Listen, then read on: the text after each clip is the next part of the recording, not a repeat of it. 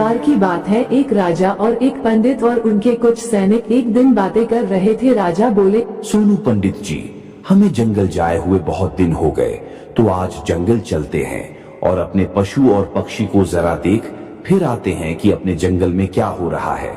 महाराज, मैंने सुना है कि अपने जंगल में एक भटकती हुई आत्मा आ गई है। वो लोगों को बहुत परेशान कर रही है, तो हमें चलकर देखना चाहिए। अरे महाराज, आप यह कौन सी बात कर रहे हो? यह तो हो ही नहीं सकता कि किसी जंगल में किसी आत्मा ने डेरा लगा रखा हो। फिर भी हम एक बार चलकर देखना चाहिए।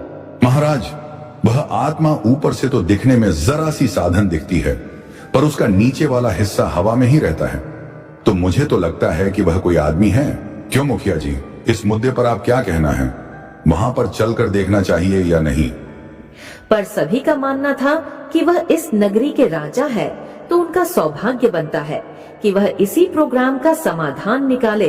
अब जो करना होगा वह इन राजा को भी करना पड़ेगा, क्योंकि इस नगरी के वह बहुत बड़े राजा है। इसीलिए सबसे सलाह लेकर वह अपने मंजिल की ओर बढ़ने लगते हैं। सुनो भाई, तुम हमसे क्या चाहते हो? क्यों हमारे नगरी के लोगों को डरा रहे हो? आप क्या चाहते हो वह मुझे कहो, तो मैं आपकी कुछ मदद कर सकता हूँ। महाराज, मुझे तो कुछ नहीं चाहिए, पर आपके गांव के लोग बड़े लालची हैं जो इस जंगल को काट रहे हैं।